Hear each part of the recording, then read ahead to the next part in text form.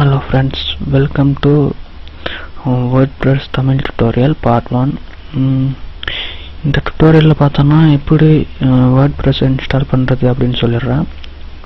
அதுக்கு முன்னால பார்த்தோம்னா நம்ம வந்து இப்போதான் நீங்க ஃபர்ஸ்ட் WordPress யூஸ் பண்ணக்கூடியவங்க முதல் டைம் பார்க்கறீங்க அப்படினா நீங்க ஏற்கனவே domain name registration அப்புறம் hosting எல்லாம் பண்ணிருப்பேன்னு நினைக்கிறேன். இப்போ நான் அதில இருந்து தான் ஸ்டார்ட் பண்ண போறேன். அதாவது hosting account அப்படின்ட்டு என்னோடது பாத்தீங்கன்னா GoDaddy ல இருக்கு.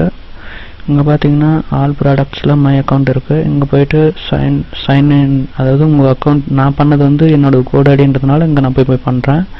இதுவே நீங்க வேற ஏதாச்சும் இத HostGator இல்ல BigRock அந்த மாதிரி வேற வெப்சைட்ல ஏதாச்சும் hosting பண்ணிருந்தீங்கன்னா அங்க போய்ட்டு அதே மாதிரி நீங்க லாகின் பண்ணிருங்க.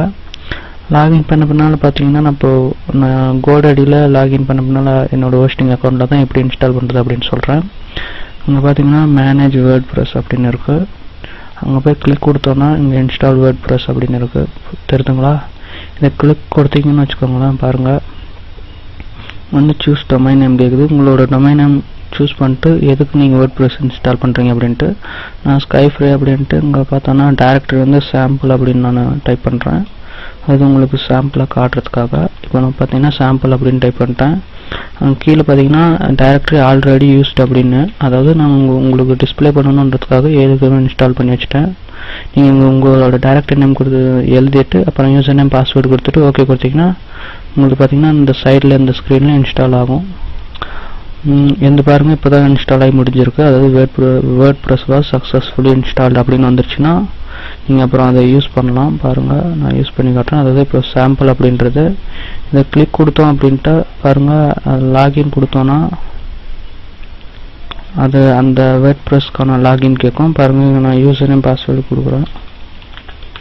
யூசர் நேம் பாஸ்வேர்ட் கொடுத்துட்டு உள்ளார போறேன்.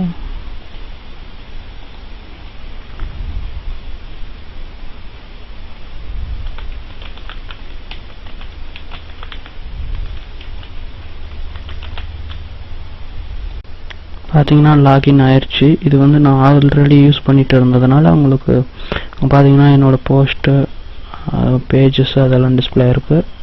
இங்க பாத்தீங்கன்னா டேஷ்போர்டும் நம்ம யூஸ் பண்ணக்கூடிய டூல்ஸ் எல்லாம் இருக்கு. இது என்ன அப்படின்றத நான் அடுத்த கிளாஸ்ல இருந்து நான் எக்ஸ்பிளைன் பண்றேன். இப்போதைக்கு எப்படி இன்ஸ்டால் பண்றது அப்படினு மட்டும் நான் சொல்லிருக்கேன். அடுத்த கிளாஸ்ல இருந்து ஒவ்வொரு ஆப்ஷனை பத்தியும் பார்ப்போம். Thank you for watching. Please subscribe.